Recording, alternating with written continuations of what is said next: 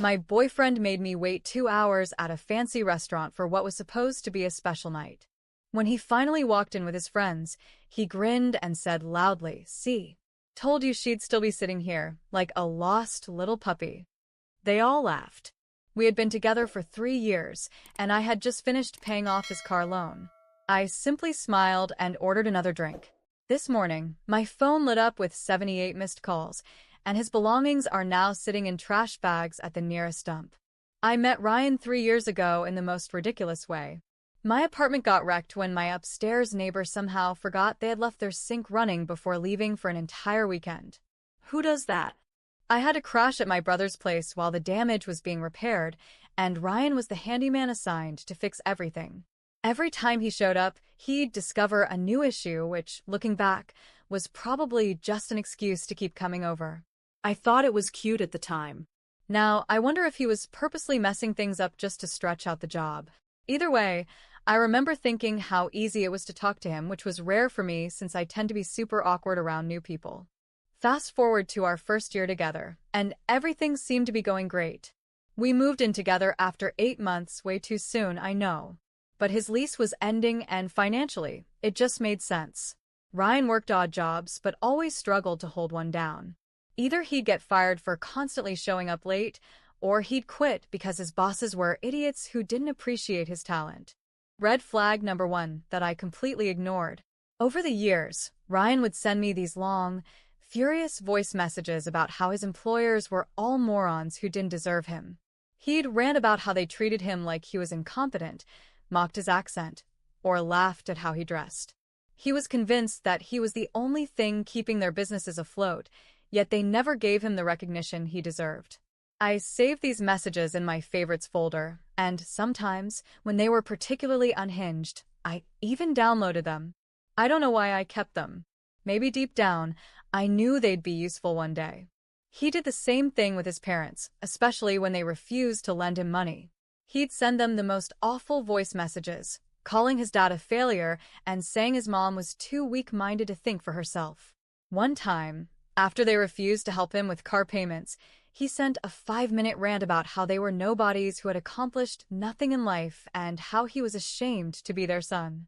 I remember listening to that, feeling deeply uncomfortable, but instead of addressing it, I just added it to my favorites folder.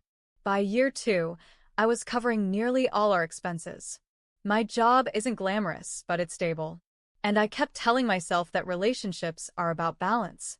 Sometimes, one person carries more weight until the other finds their footing. Ryan always promised things would get better soon. He just needed the right opportunity, and everything would turn around. 6 months ago, Ryan's car broke down, a flashy 2015 sports car that was way beyond his means. He was devastated, claiming it was his dream car and that he couldn't hold down a job without it. Like an idiot, I offered to help with the payments since, without a car, he couldn't work consistently.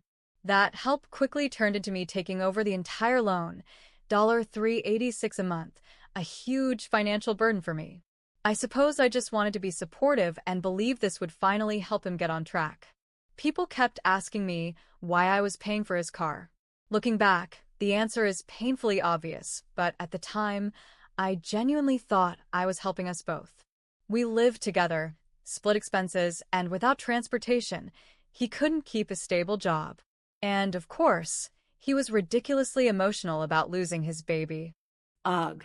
So, last night was our 3rd anniversary, and I had just made the final payment on his car last week, a massive sacrifice on my part. I booked us a reservation at a fancy restaurant downtown, the kind of place we had always talked about but could never afford. Or rather, I could never afford to pay for both of us. I spent hours getting ready. New dress, perfect hair, everything. I arrived at 7 p.m. sharp for our reservation. Ryan texted that he was running late and told me to go ahead and get seated. By 7:30, I had already sent him 3 messages with no response. By 8 p.m., I called twice, straight to voicemail. The waitress kept giving me these pitying glances, gently suggesting I could place an order or perhaps reschedule. I was beyond embarrassed but kept insisting, "Oh, he's just stuck in traffic," while anxiously checking my phone every 2 minutes. At 8:45, yes, almost 2 hours later, I was about to leave when Ryan finally strolled in with four of his friends. This wasn't some misunderstanding. He never mentioned bringing anyone else to our anniversary dinner. They swaggered over to my table, laughing, already a few drinks in. And then, I still can't believe this actually happened. Ryan turned to his friends and, loud enough for the nearby tables to hear, said, "See?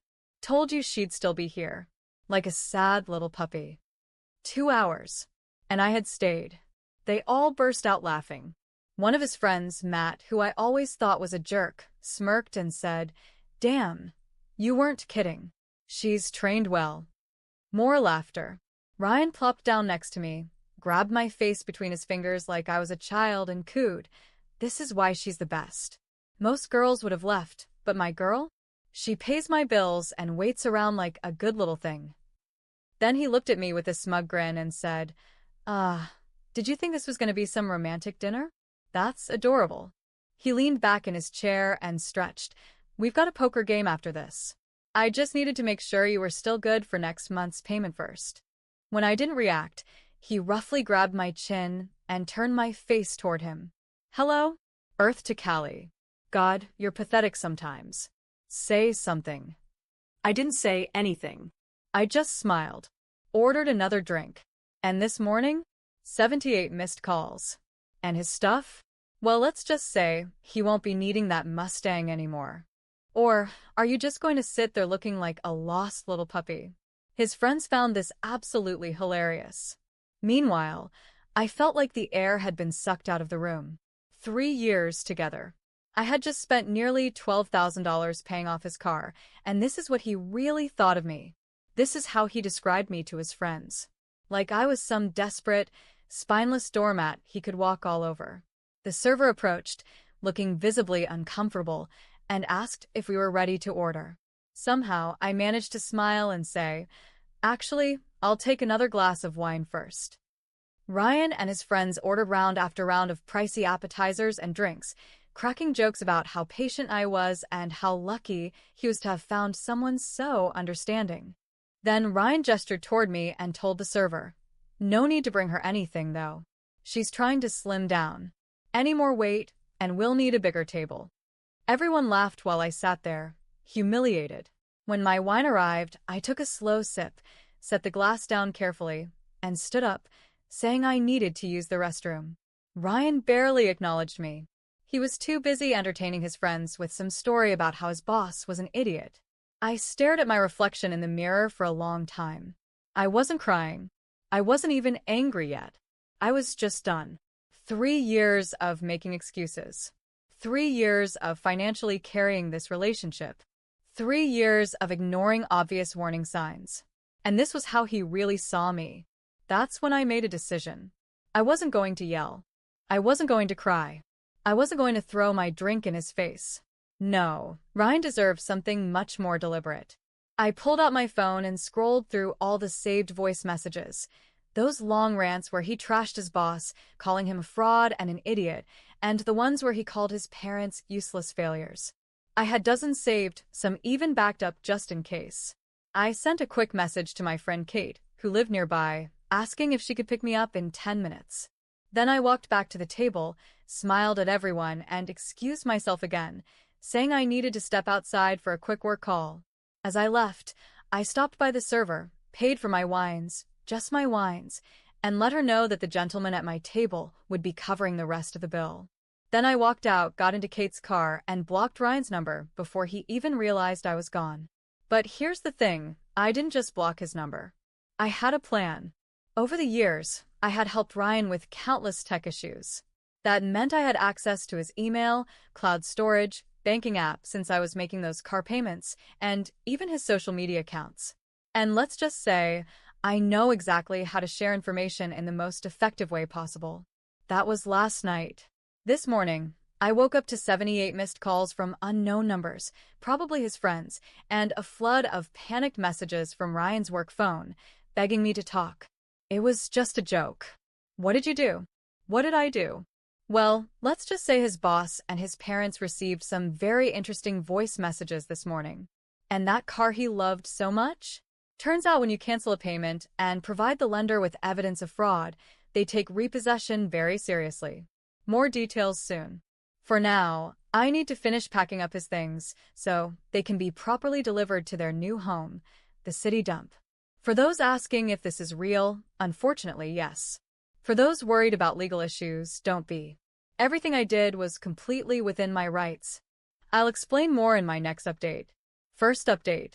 A lot of you wanted to know what happened after I walked out of the restaurant, so here it is. After Kate picked me up, I was in this weird, eerie calm. Like, I wasn't even crying, which is unusual for me. I literally tear up at sentimental commercials. I think I was just in shock. Emma kept asking if I was okay.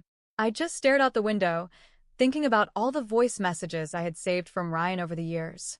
When we got to Emma's apartment, that's when it all hit me. I completely broke down. Full-on ugly crying, mascara running everywhere, the works. Emma didn't say anything. She just sat with me, brought over ice cream and cookie dough, my absolute favorite, and let me vent for 2 straight hours. She didn't even check her phone once, which, honestly, that's peak friendship. Around midnight, my phone started blowing up with messages from Ryan. At first, he was furious. Where the hell did you go? And did you seriously just ditch me with the bill? Then his tone flipped. Suddenly, he was acting concerned. Are you okay? And just let me know you're safe. By 1 a.m., the long paragraph started. The classic gaslighting nonsense. It was just a joke. You're overreacting. I don't know why you're making such a big deal out of this. I ignored every single one. Instead, I made a list. I make lists for everything. It helps me think. This one? This was a list of all the accounts I had access to. His email, left logged in on my laptop when I helped him job hunt. His Instagram, he constantly forgot his password. His iCloud, set up on my laptop when his phone broke. His Spotify, I paid for our shared family plan. His banking app, I had access to make his car payments. Our shared streaming services, again, all paid for by me. As I wrote it out, I realized how insane it was that he had practically handed over his entire digital life to me. But it also gave me a sense of control, something I hadn't felt in a long time. Edit. A few people are worried this might be illegal. Don't stress. He gave me these passwords and asked me to manage these accounts. I'm not hacking anything. The next morning, running on about 3 hours of sleep, I got started. First up, the car. I logged into his banking app and saw that my last payment hadn't fully cleared yet. It was still processing. Perfect. I immediately called the bank and explained the situation. That I had been manipulated into making payments for someone else's vehicle. The customer service rep was incredibly understanding. They asked for documentation. So I sent screenshots of texts where Ryan straight up admitted the car was his, not ours. I even mentioned that I had audio recordings of him bragging to his friends about how I was covering all his expenses. The rep put me on hold for what felt like forever. When they came back, they told me they'd reverse the payment while they investigated. While I was dealing with the bank, Ryan called 15 times. Every call went straight to voicemail. His messages shifted from furious to desperate and back again. One voicemail actually made me laugh. You're overreacting over a stupid joke and ruining our anniversary. Our anniversary? The one where he showed up 2 hours late with his friends and publicly humiliated me? That anniversary? Sure, Ryan. By noon, I decided to check some of his other accounts.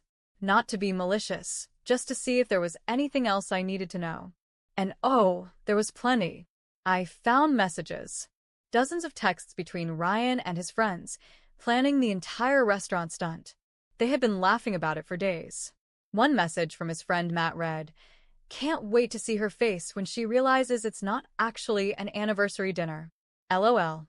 Ryan responded, "She'll probably just sit there and take it like always." But wait, it got worse. As I kept digging, I found emails with some woman named Amber from his job. Flirty messages. Selfies. Conversations dating back months. Nothing explicit, but definitely way past the line of just coworkers. One email from just last week had the subject line "after work," with a single winky face emoji as the entire message. At that point, my hands were shaking. 3 years of my life. thousands of dollars, all the patience and support I had given him. And this is how he repaid me. I took a break, made coffee, spilled half of it because I was shaking so badly. Emma had already left for work, but kept checking in over text. I just sent a quick "I'm fine" and went back to my investigation. Next, I opened his Google Drive. Through his email, I found a folder labeled Voice Notes. It was mostly work-related recordings. And then I found one from 3 months ago. Ryan and Matt, laughing, talking about how I was basically his sugar mama. How he was keeping me around until something better came along. I had given him everything.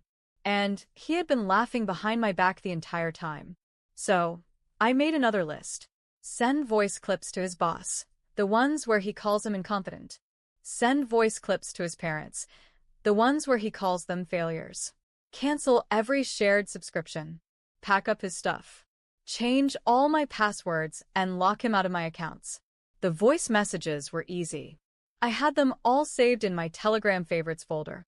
Some of the messages were so shocking at the time that I had even downloaded them to my phone.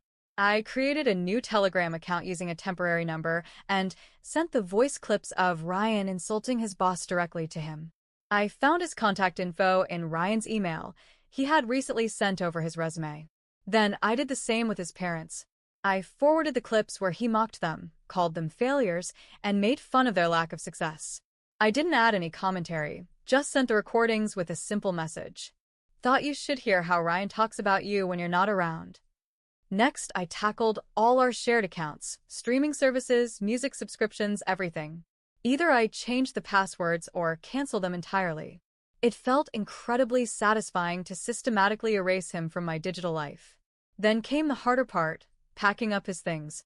Ryan had been living with me for over 2 years, which meant he had a lot of stuff in my apartment.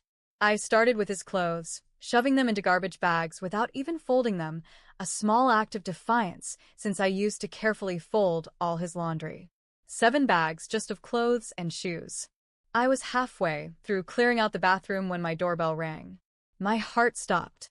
I peeked through the peephole. Ryan. He was standing there, looking all sad, holding a bouquet of flowers. Flowers. Like that would change anything. I didn't answer. Instead, I backed away from the door and sat silently in the hallway, trying not to make a sound. The doorbell rang again. And again. Then he started knocking. Then calling my phone, which was already on silent. When that didn't work, he started yelling through the door. Stop acting childish. We need to talk like adults. He kept at it for at least 20 minutes. Eventually, one of my neighbors must have threatened to call building security because he finally left, but not before slipping a note under my door. We need to talk. I'm sorry about last night. It was supposed to be a joke. Please call me. A joke. Being publicly humiliated by the person who's supposed to love you? That's not a joke. I went back to packing his things with renewed motivation. By 6 p.m., everything of his was packed into garbage bags and stacked by the door. 15 bags in total. 3 years of my life, reduced to 15 garbage bags. That's when my phone pinged with an email notification. It was from the bank. They had approved the payment reversal. The money would be back in my account within 3 to 5 business days. I actually did a little victory dance in my living room. Not even 5 minutes later, my phone lit up with another message from Ryan. Why is there a tow truck outside my apartment? What did you do to my car? I didn't reply, but I did smile. A lot.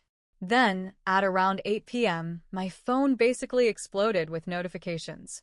Turns out, Ryan's boss had received the voice messages and immediately called him in for a meeting. From the flood of increasingly frantic texts Ryan sent me afterward, it did not go well. Apparently, his boss had already been suspicious about some issues at work. And hearing Ryan call him an incompetent idiot who couldn't find his own ass with both hands was the final nail in the coffin. Ryan was placed on probation, pending further review. And his parents? They heard the recordings too.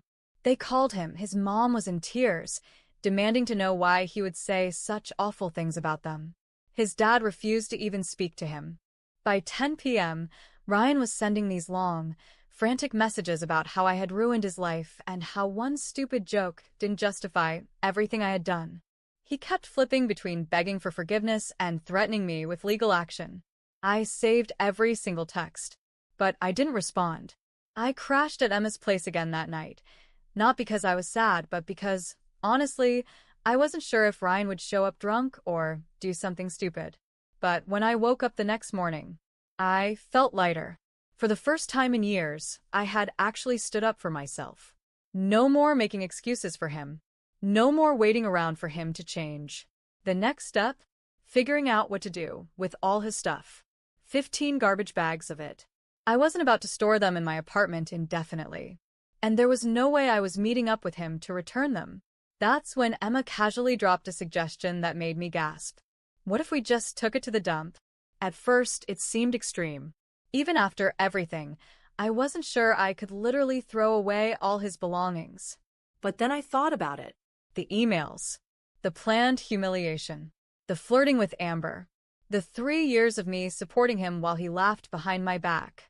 So this morning, Emma borrowed her brother's truck, and we loaded it up. Before leaving, I did a quick final check through the bags, just in case there was something irreplaceable like a passport or a sentimental family heirloom. I'm not a monster. Then we drove straight to the local dump. And well, we dumped it. Not gonna lie, watching the garbage truck crush all his overpriced clothes and useless gaming collectibles? Therapeutic. As we were driving back, my phone rang. An unknown number. I already knew who it was. I didn't answer, but he left a voicemail. They took my car, and I need to grab my stuff from your place. I have nothing to wear to work tomorrow. Too late, Ryan. Way too late. Now I'm back at my apartment. It feels weirdly empty without all of his things, but also so much more peaceful. I changed the locks today. My landlord was completely understanding when I explained the situation. I know some people might think what I did was a lot, but after 3 years of putting him first, of being treated like an afterthought, of paying his bills while he mocked me to his friends, it felt like exactly what he deserved. And the fallout? Still happening. His friend Matt has been blowing up my phone with angry messages. And apparently, Amber from work is now super confused about why Ryan is suddenly ghosting her. The dominoes are still falling. For those asking about legal issues, don't worry. I checked with a friend who knows this stuff. The car was in his name. I had been making the payments as gifts, which means I was never legally responsible for it. And before anyone asks, no, I didn't throw away everything. I kept a few important documents I found while packing. I'm not that petty. You all are amazing. The support on my last post was overwhelming, and so many of you wanted another update.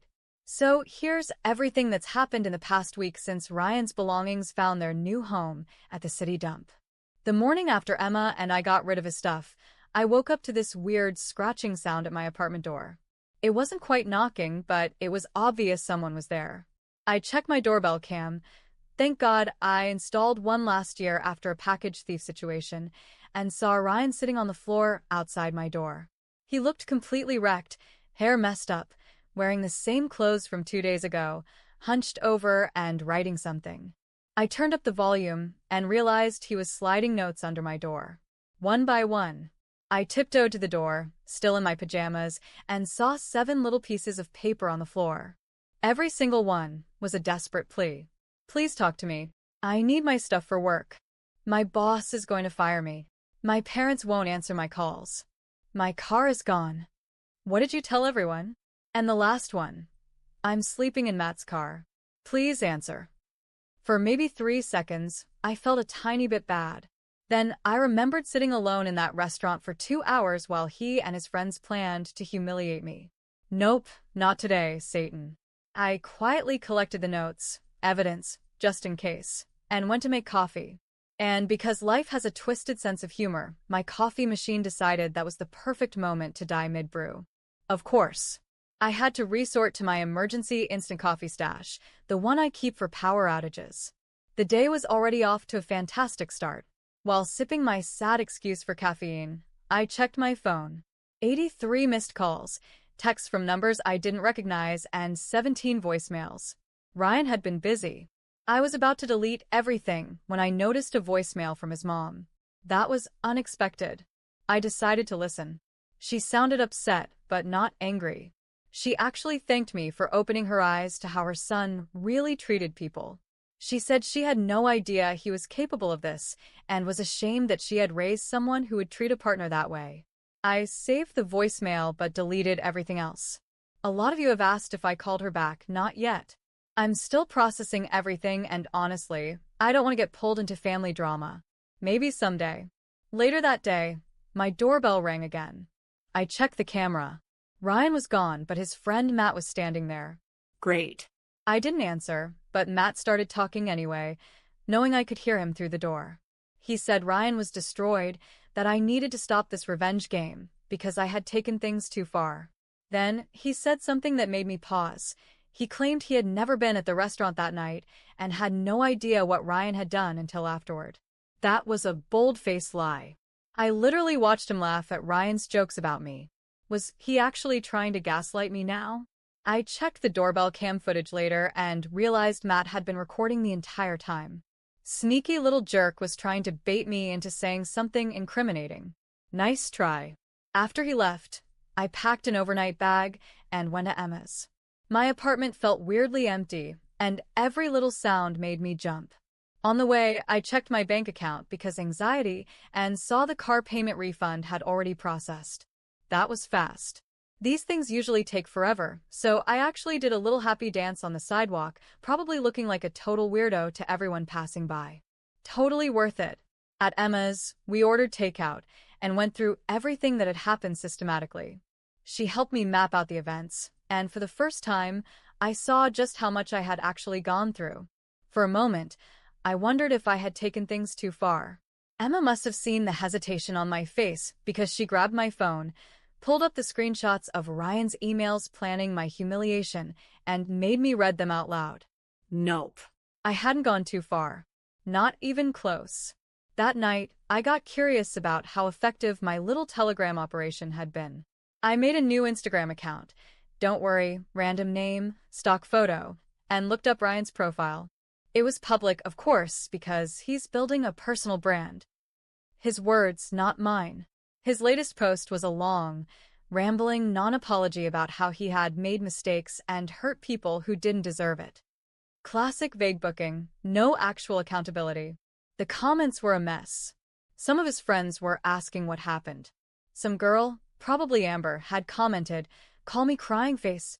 His cousin had written, "Grandma's asking why you're not answering her calls."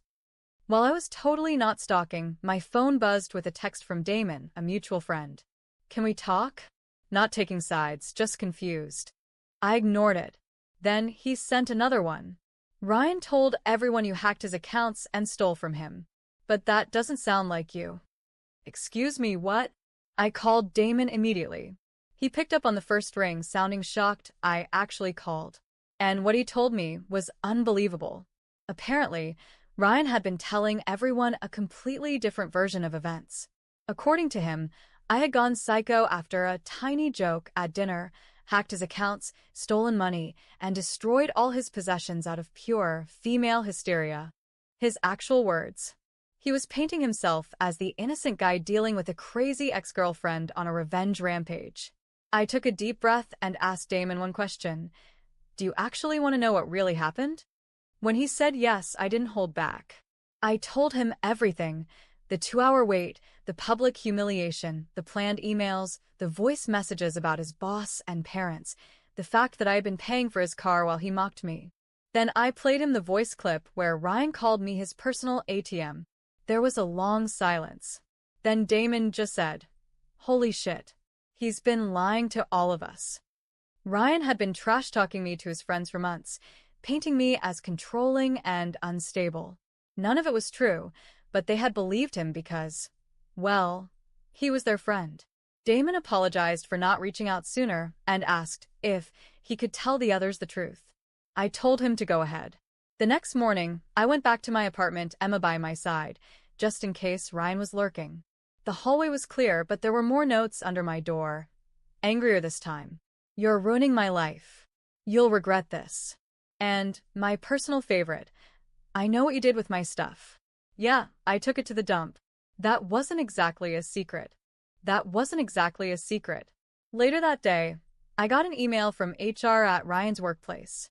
They were investigating a situation and asked if I would provide relevant information.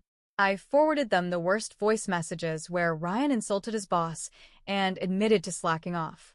That night, Ryan posted something vague about unemployment in America. Draw your own conclusions. Then, while grocery shopping, I literally ran into Ryan's mom. She wasn't angry. She thanked me for sending the voice clips, saying she and Ryan's dad had been financially supporting him without realizing he was mocking them. Turns out, they had put the down payment on his car and co-signed a loan. She apologized for raising someone who would treat a partner that way. I didn't have the heart to tell her about the emails or the other girl. When I got home, there was a package outside my door, no notes, just a Starbucks gift card and a note from my neighbor thanking me for getting rid of Ryan. That night, I changed my phone number and locked down my social media. Then this morning, I got the final confirmation. The car loan was terminated, the vehicle repossessed. The loan was officially Ryan's problem now. Emma asked if I felt bad. I thought about it and realized I didn't. Not even a little bit. Instead of paying for his car, I'm putting that money into my savings. And I'm thinking about adopting a cat. Ryan always claimed he was allergic. He wasn't. As for Ryan, the last I heard from Damon, he's still crashing on Matt's couch, still unemployed, his car is gone, his belongings are gone, and his reputation is in complete shambles. All because he couldn't resist publicly humiliating the one person who had been supporting him for years. Play stupid games, win stupid prizes, I guess. Thanks for all the support, everyone. To answer a few common questions, no, I don't think I'll ever speak to Ryan again, not even for closure. I checked with a friend who knows legal stuff, and everything I did was completely within my rights. I didn't keep anything of his except important documents, which I'll be mailing to his parents. And yes, I'm seriously considering changing the locks again, just in case he made copies. I'll update again if anything major happens, but hopefully, this chapter of my life is officially closed. For those asking about how I sent the voice messages, it wasn't anything complicated. I literally just forwarded the Telegram voice messages he had sent me to the people he had been trash-talking. Telegram makes it ridiculously easy to forward messages or save them and send them in a new chat. No hacking necessary. Now, for the final update, because it's been 6 months since all of this went down, and a lot of you have been DMing me asking how things turned out. So, here's the closure post. First off, I moved about a month after everything happened. Even though Ryan was gone, my old apartment just didn't feel right anymore. My lease was ending anyway, so I found a smaller but way cozier place across town. It costs a bit more, but honestly, the peace of mind is worth every penny. Also, I got a cat. Her name is Cammy. She's a sassy little tortoiseshell, and for some reason, she absolutely hates men. My brother came over to help me put together a bookshelf, and she hissed at him the entire time. But every night, she curls up on my pillow and purrs like a lawnmower. Soul sister energy. Financially, things are looking up too. I've been putting all the money I used to spend on Ryan's car payment into savings, and it's already added up to over $2,300. I'm using some of it to take a solo trip to Portland next month. I've never traveled alone before, and I'm nervous but also so excited. Now for the Ryan updates, because I know that's what most of you are here for. About a month after my last post, Ryan lost his job completely. Not because of the voice messages I sent, though those definitely didn't help, but because he kept showing up late and apparently had a full-on meltdown in a team meeting. I know this because his mom still texts me occasionally. We've developed this weird dynamic. It's not exactly a friendship, but there's definitely a sense of mutual respect now. Ryan moved back in with his parents for a while, but according to his mom, that didn't last long. He refused to follow house rules, kept coming home drunk at 3 a.m., never helped out, and was generally just Ryan. So his parents finally gave him an ultimatum: get a job and contribute, or move out. He chose to move out. Now, he's apparently bouncing from couch to couch, though his friend circle has dramatically shrunk. And his car? The loan company sold it at auction, and get this, it sold for less than what was still owed on it. Couldn't have happened to a more deserving guy. So now, on top of everything else, Ryan has to keep making payments on a car he doesn't even own anymore.